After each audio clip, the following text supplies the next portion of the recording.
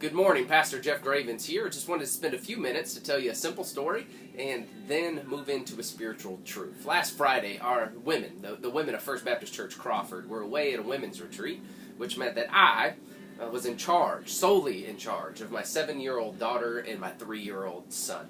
So when it was time to pick my daughter up from school, I put my boy in the car, we picked up my daughter from school, and I had this wonderful plan. We were going to pick up all of our tax paperwork from our CPA's office and then walk right next door and have cupcakes.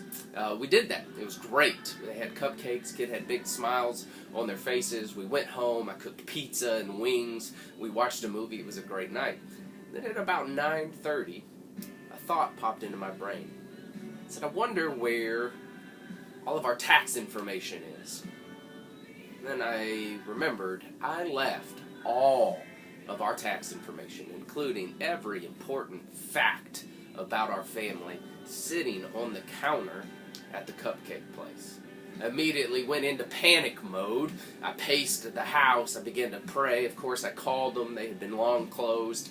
I was stressing. I was worrying. I was pacing around the house. I finally got onto Facebook Messenger and figured I could message the cupcake store. And I typed out, I said, I'm going to be there first thing in the morning. I'm absolutely convinced that I left all of my personal information sitting on your counter. Could you please let me get some sleep at night and let me know that you found it and put it in a safe spot? About 45 minutes later, they responded, didn't see a thing. Sorry. Hope you find it. I said, well, I know it's there. I didn't leave it anywhere else. I know it's there. And they said, we will look for it in the morning.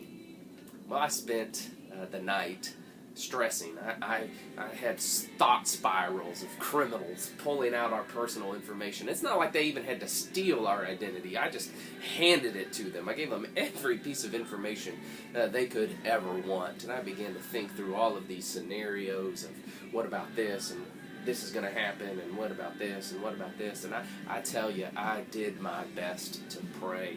There was numerous times that I got down on my knees and I read Philippians 4. I said, I'm not going to be anxious about anything, but in everything I'm going to pray. And I pleaded and I asked, God, give me a peace that transcends all understanding. But guess what? It was a rough night. I didn't get much sleep. I worried about a lot of things. But in the morning, I got a message from the cupcake store. It was just a picture of all my information still sitting there on the counter.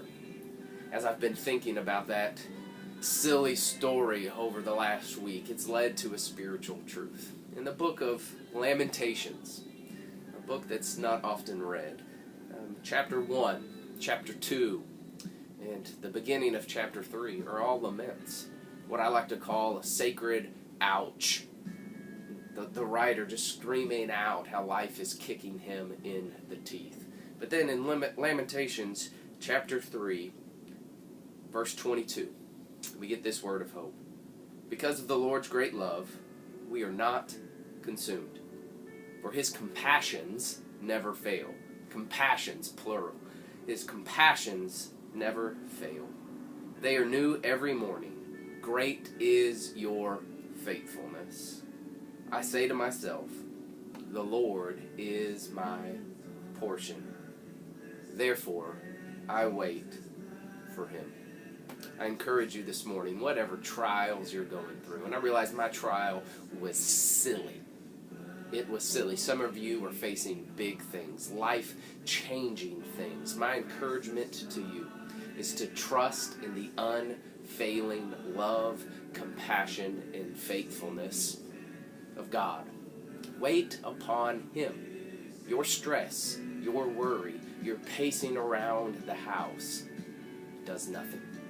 I encourage you to trust in the Lord. Blessings.